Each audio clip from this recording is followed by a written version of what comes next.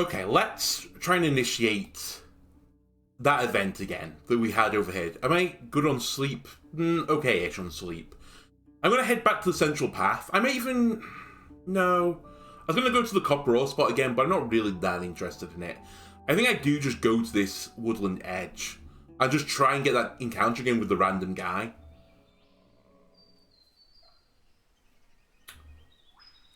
I return to the cairn in the middle of the forest. Why would you let me do this one specifically? The rocky hills give way to meadows and tree roots. The saplings wake up beneath the remains of the burnt forest, competing with young grasses and ivies. At first, the nearby howls make you think of humans, not beasts, but the numerous throats make you reach for your axe. The creatures not even waist high come out from the taller grasses and the sparse bushes, surrounding you quickly. Despite their wolf-like heads, their front paws would fit a monkey. Their furs are mostly brown and short, but carry scars left by all sorts of cuts and scratches. Almost every gnoll lacks a part of his shell: a limb, an ear, a nose, an eye. Some of them move on all fours and sit down on their rears, while others walk around on their hind legs alone, though with varying levels of confidence. A few have the grace of a determined robber, many more resemble the harbour drunkards. I consider my options. While you may be able to take a few of them down, they will surely bite into Shadowmane's legs. You won't keep both of you alive. You could follow one of the old tales, according to which the beast folk can be bribed with the gift of food. For now, they beasts are keeping their distance, baring their teeth between their grunts, sitting in the saddle you are 4 times taller than they are. I drop the bloody wolf's head on the ground.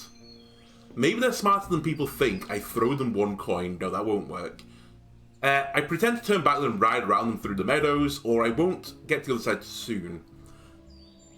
I kind of like this play. This sounds really funny, just dropping the bloody wolf head on the ground. Now, I'm not going to lie, I kind of wanted to use my, Giga Horn. Is that broken or something? Am I not allowed to use the Dragon Horn? Let's try dropping the bloody wolf's head on the ground. You make your mount turn around, giving the beast space to approach the carcass. The gnolls raise their noses and start to sniff, then dart forward loudly, getting into each other's way. The largest beast grabs your gift with its jaws, then runs to the hills, followed by the rest of the excited pack. If the stories are true, the gnolls should now spend some time away from the human eyes. Oh, it counted as a meat tribute. Nice. I thought it was a threat. It's like, listen, gnolls, this is what I did to a bigger, badder wolf than you guys. I pat Shadowmane's side and try to calm its nerves with an encouraging tone. You're standing at a ford. Right, you know what? Let's try and finish the ford. I will cover the gaps with an hour. Not unlike the builders from the days before, the 10 cities, you put the last boulder taming a scrap of wilderness, even if slightly. The tightly arranged rocks remind you of a cobbled road leading to Hovelvin. Even a wagon carried by 2 mules could get it to the other side without stopping. I put on my boots and continue my journey.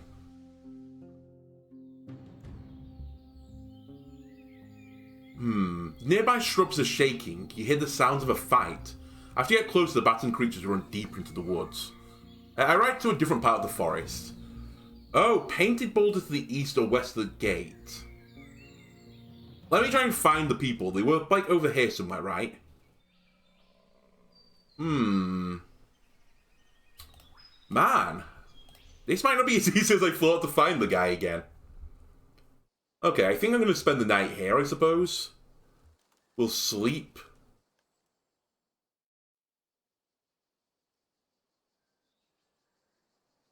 And I guess I'm going to go into the forest again.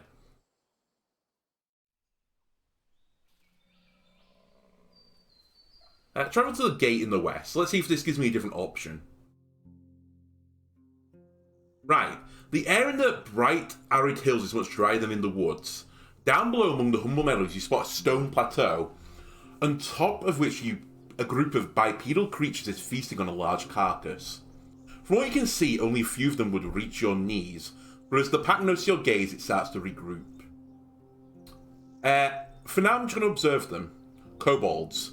Known for their long tails and colourful scales, rarely bother humans.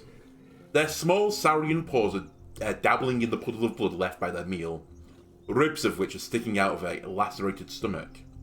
While they make a lot of noise and keep running all over the place, they are far from presenting the threat of the dragonlings. There's about 8 of them and no reinforcements among the rock faces. The dead animal resembles a mouflon or an ibex. I'm not looking for a fight. Why fight them? Oh. I entered the woods, I guess. I travelled to the cairn?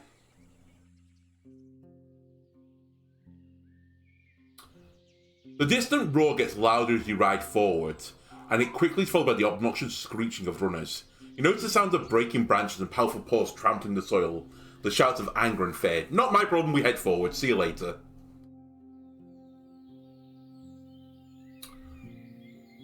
The painful roaring of a large creature reaches you from the east. You look around, but the meadow seems secure.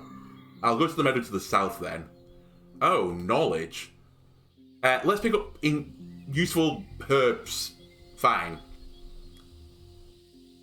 Okay, I return to the cairn. I ride to a different part of the forest. East. At the edge of the pond, you spot a mouldy closed satchel hanging from one of the branches high above the trail, most likely taken there by an ape or a bird. Like other trees in this part of the forest, this one is ridiculously wide, covered with dark, scaly bark. It will take time to climb up the slippery lichens. I can either shoot down with my crossbow, I can look for a long branch and push the satchel off the tree, and I don't want to break anything inside the bag. It may take some time, but I tether my horse to a branch and climb up to grab the bag. This feels like a trap. I can also say it may be a trap, keep moving, but I'm intrigued. I will try and get the satchel off the tree with a branch, because I think this is what I would do. You start to poke it, trying to push it down the thick branch, but all the twigs and leaves hold it tightly. No, it's going to have something inside. I'm going to climb the fucking tree. You gather the useful tools. Climbing up the trunk without wrapping your arms around is very difficult. After every 2 or 3 feet, you cut and tear away slices of bark, making new steps. It gets easier after you reach the first branch strong enough to hold your weight. You secure yourself with a rope.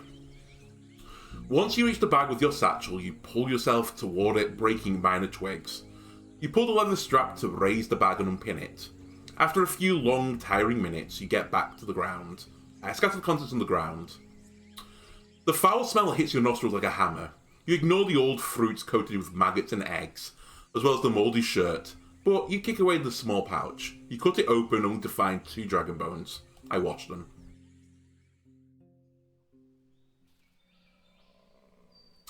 Alright, well this is not going to be as easy as I was hoping, it turns out. 4 hours 30.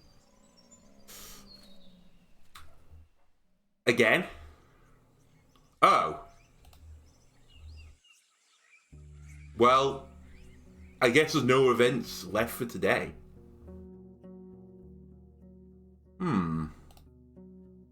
If this is the case... God damn, how do I get to Glaucia? I thought it'd be that event with the guy just waiting there.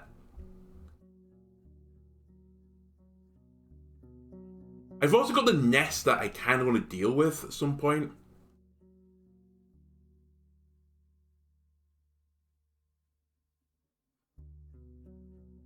Where the hell is she?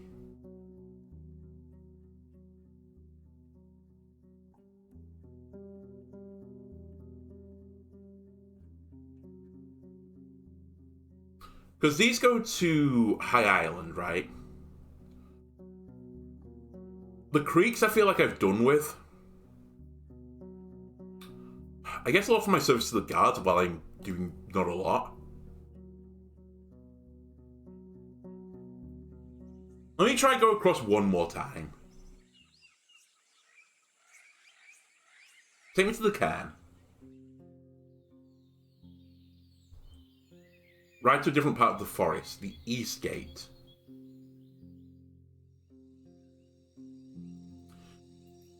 Right, you stop your palfrey and fix your eyes on a critter under a lonely tree.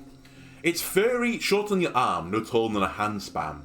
With tiny ears, it's mostly brown, with a white stomach and a black tip of its tail. Nimble like a cat, it pokes with its nose something amongst the tall grasses. The stoat tears apart the large nest made of twigs and leaves, one of which remains are still hanging from the branches above. Okay. You pay attention to the rustling leaves and take a deep breath. The blooming water would cover up your scent. No, I just keep going. I don't care about fucking stoat. Right. You hear angry shouts and grunts, then find two brown-furred goblins in a brighter tunnel. Their hairless faces with small eyes and large mouths now turn towards you. They are a few steps apart, aiming at each other with one with a long stick and one with a club. Between them is a pair of antlers. Leave it to themselves, I don't care. Alright, I thought maybe we would get the event again. I've done something. I heard a little beep. You spot a glint of a spearhead amongst the bushes and a staff right next to it. They approach the trail quickly. I reach for my axe and shield. The armed goblins with brown, grey and black fur cease their onslaught a few steps away from you. Some of them move on all fours while the others stand upright or lean on their weapons, balancing as they walk. They carry clubs, pointed sticks, rusty spears, a broken sword, a cartwheel. They fearfully observe your mount until one of the creatures steps forward and gives you a warning grunt. It's holding a deer antler. We're free to go, because I didn't murder the other one. Shadowmane trots forward, keeping its eyes on the pond. When one of the logs breaks under the hooves, you let go of the reins and land on the rotten wood, while your palfrey squeals in either pain or surprise falling on its side. It panically tries to get up. A broken leg, the fear whispers in your ear. It won't ever heal itself, and you're not going to find a mage in the middle of nowhere, especially not a horse healer. I crawl away and get back on my feet. You sigh with relief.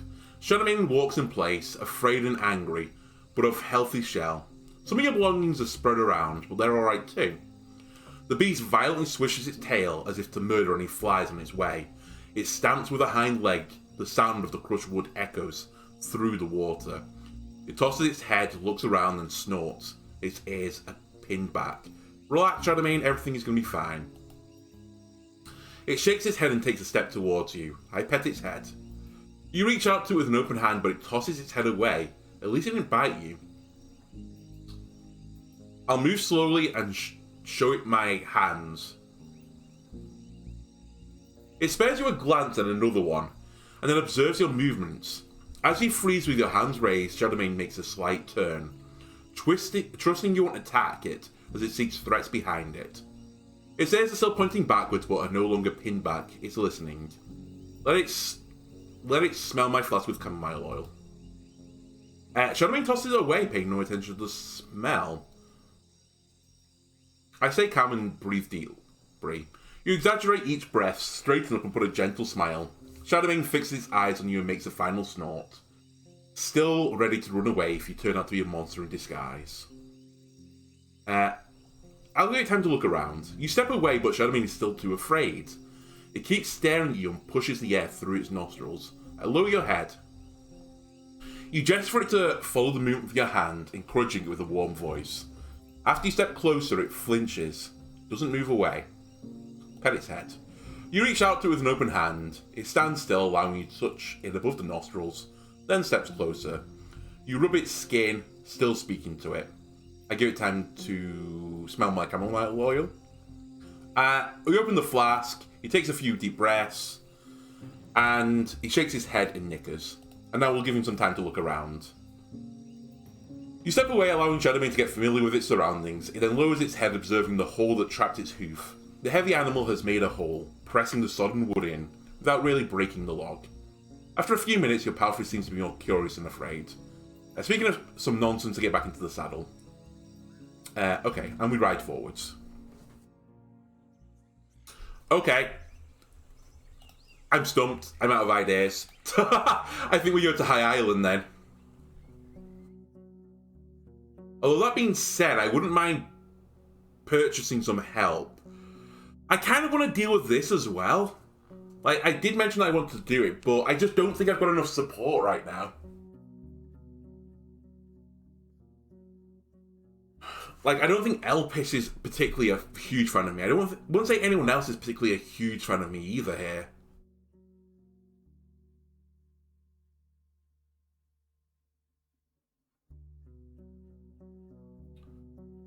And what do you want now? Yeah, I don't really want to do any more spying for you. I think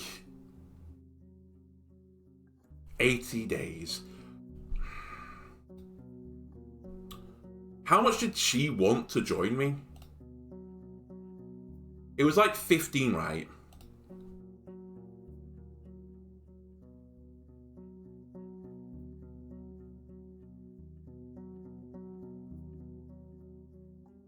Set the trap again. We're going to try and make some money here.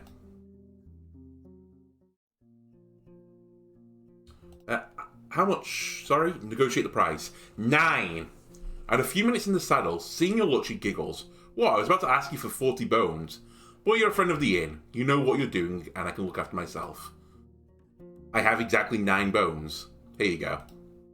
She pays little attention to the few bones you hand her, and approaches the beast quickly. Her short posture only emphasizes its enormous size. You clasp your hands to form a step, letting her get in the saddle, and preparing her to walk around the yard. In actuality, it's you who's holding the lead. She remained disoriented by the rider's unconvincing touch. Rider's river. The rider's unconvinced touch and her anxious gasps welcomes having you by its side. As the hunters gather on the walls, observing these events and drawing Dalit's attention by calling her name, and jokingly commenting on her transparent fear, their cheeks make you think of the market square. The worried but honest laughter of your companion is like a child's. For a few moments, unbothered by the events of the outside world. Finally, you help the guard get down. She's sweating, but her smile is as radiant as always. She spreads her arms. I embrace her. Her arms are strong. She smells of water from the local well, but also of mud. Before she steps away, she pats her on the back a few times. I walk away. We can't afford to gamble anymore. Do I have anything? No, he doesn't want to buy anything. Any leftovers? Yes, he does. He frees himself in your hand slightly. I'm on it. I cannot find fucking Glousy. Where the hell is she? I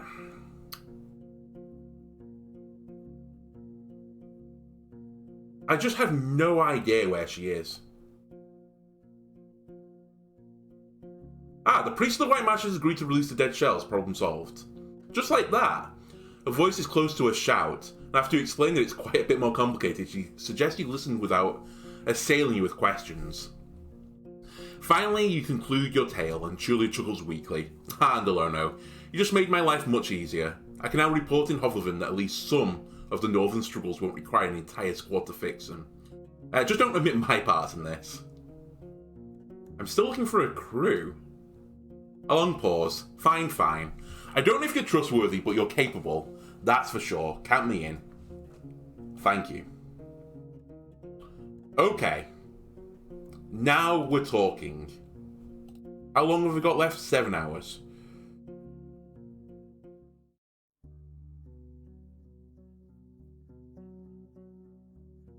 Gossip. I enter the village.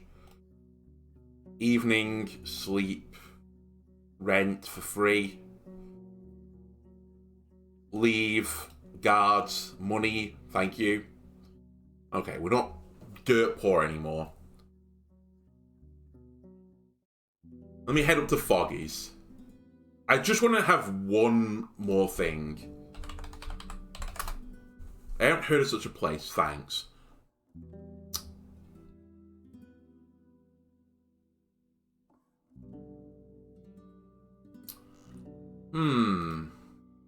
She doesn't want anything.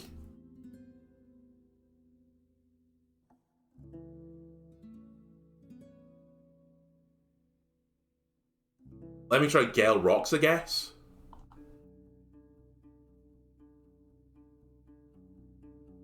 I can't find them.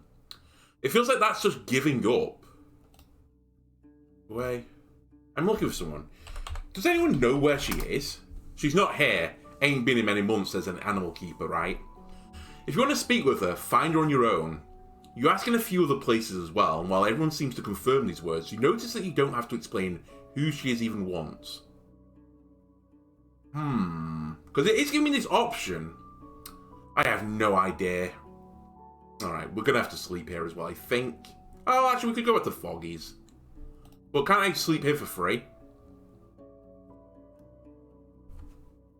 I think that's the deal now.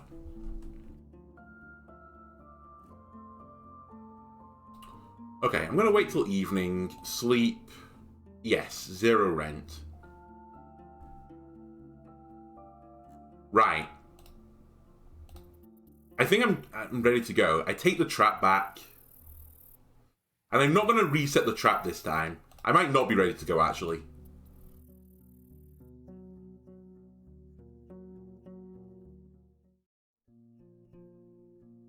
Let me sell you a fish.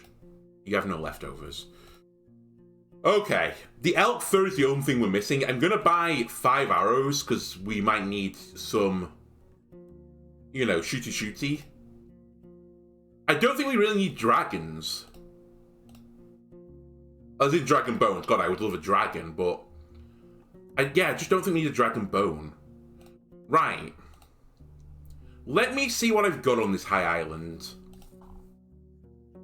And if we go to High Island, I think that means that I never go back to the Tribe of the Green Mountain again. According to Foggy, treasures and huge monsters. You have to reach it during nighttime. That's what I wanted to check.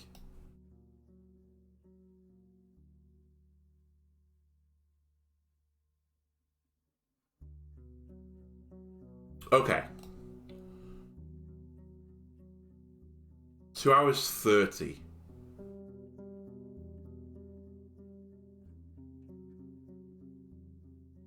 How long to get to there?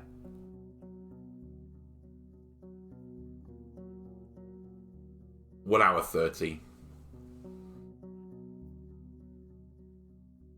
The boat awaits you at the coast. You need to take exactly 4 people with you, and so far, 6 souls are willing to join the crew. To leave for the crew, you need to start preparations in the morning. Before leaving, better make sure you're well prepared to face the unknown. Alright, understand. We'll sleep for tonight then? Right. It's time. Gather my crew. So, I would like... I wish I knew I only need 4 people. We're not going to take Julia then. I think we take Dalit, because she's proven her worth. I think we take Svi, because I like his voice. This is where it gets a little bit difficult. I think we take Egidia, the archeress. And I think I take Quintus. I think I leave Ephraim behind. Because it does say mostly careful. I think Julia is too injured. And she's seen some shit. Let's give her a rest.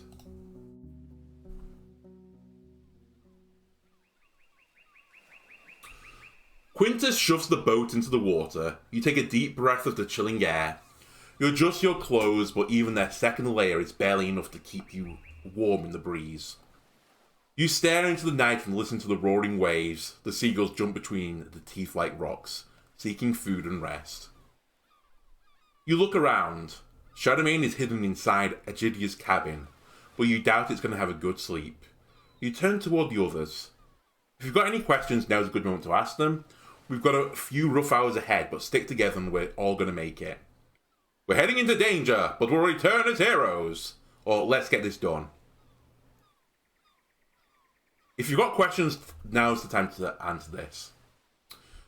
Is the water always so loud and angry? Dalit addresses no one in particular, even if gorgeous. Svi covers himself with his black cloak tightly. Who grabs the oars? You get in the boat and grab the planks, not used to the swaying. I can do it, we can do it. I asked my ancestors for guidance, time to row. We can do this. There's no I in team. The first few minutes are the slowest. You push off the sharp rocks with the oars, and even your arms. But the restless waves charge the boat again and again. Above the dark, salty waters, through the bright night, you can see the outline of High Island. You get used to the rhythm of rowing. Your allies are focused on the struggle at hand. Rowing's going to be harsh, but better take turns. The waves in the deeper waters get tall enough to splash your lips. That's when the harpies take their chance. The pack, a few monsters strong, lowers their flight, seeking an opportunity to strike. Their fluttering, bat-like wings try to oppose the wind. The creatures are smaller than goblins with ape-like features and talons that make you think of a parrot. It's too dark to tell the colour of their fur. If you can shoot them, this is why I've brought archers. Agidia's arrows cause havoc and keep you safe for another few breaths. The shells of the harpies hit the water, only to get dragged away by the waves.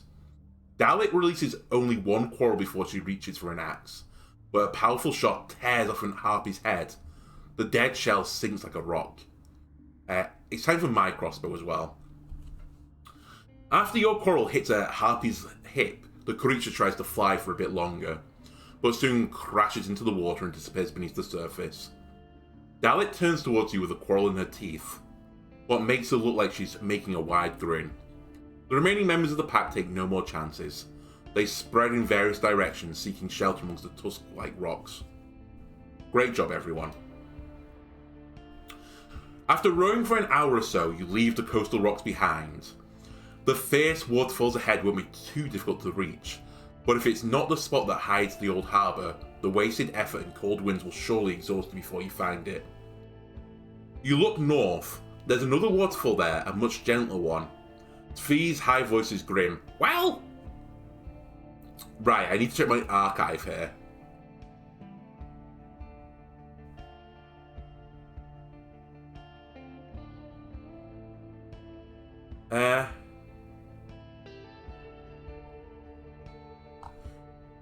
Wait, where's the thing? I was told how to get to here. Which waterfall? It was behind the waterfall, right? You know what? Let's just drop a little safety save, why don't we?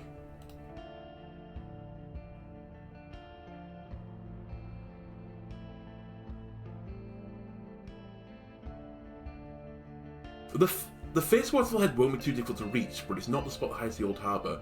I don't remember. I thought it'd be my archive.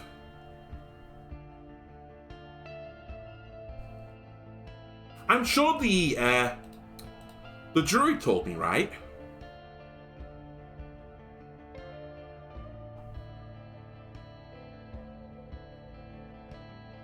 Yeah, I know about the harpies. Since many harpies, locals are forbidden to sail to the islands.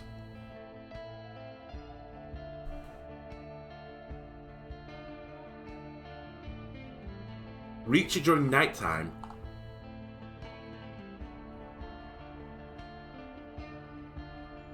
Alright, I'm going to go to the northern waterfall. 15 long minutes go by, and the roar of the waterfall devours all of the sounds. Here, the wall of the island isn't as flat as it seemed to be from afar, and the tide lets you reach a few high ledges, flat and wide enough for a boat. Even though it's dark, you recognise some old wooden beams, as well as a few copper rods, remains of an old structure. There's another boat, or rather a small chunk of it, tied to a post just a few steps away from you. All of you get out and scrape the hull against the ash-coloured rocks. Let's prepare the ropes. The cave behind the waterfall is maybe 30 feet above you, but getting to it will take some effort. The ancient stairs and handrails have mostly fallen apart, and the slippery rocks are nothing less than a trap. Tvi, take a rope and go first, we'll climb after you. I nod at Quintus. Lift us up to that high ledge, you'll go last. The bone hook will make this much easier. You give it a shot. Not only does the hook allow you to climb up the rope, it also helps you test the durability of the bronze rails and sticking out roots of plants. You reach the highest spots of the wall quickly, followed by the rest of the group. Quintus, lift us up to that higher ledge.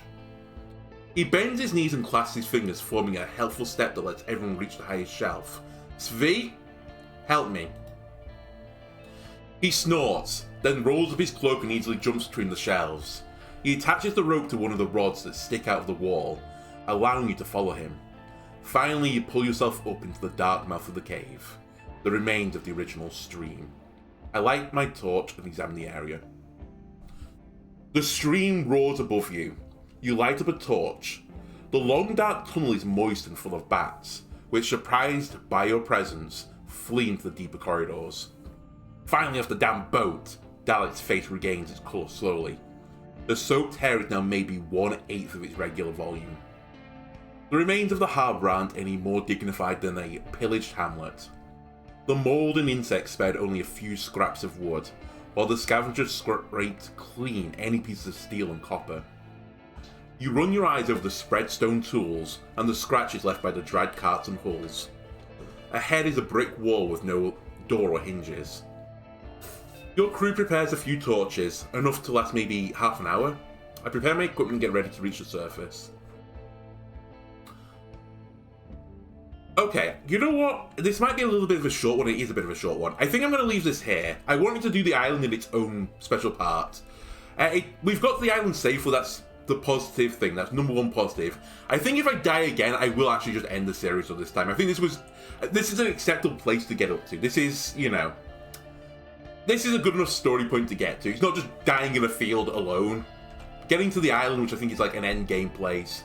I can take that. I can live with that.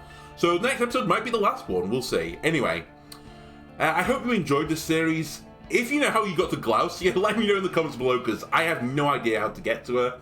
Maybe I just ruined it with the only thing I can think of was that cart that got attacked, and I didn't solve the investigation, so maybe that just locked me out of it. I don't know. Anyway, thanks a lot for watching, and I'll see you next time. Goodbye.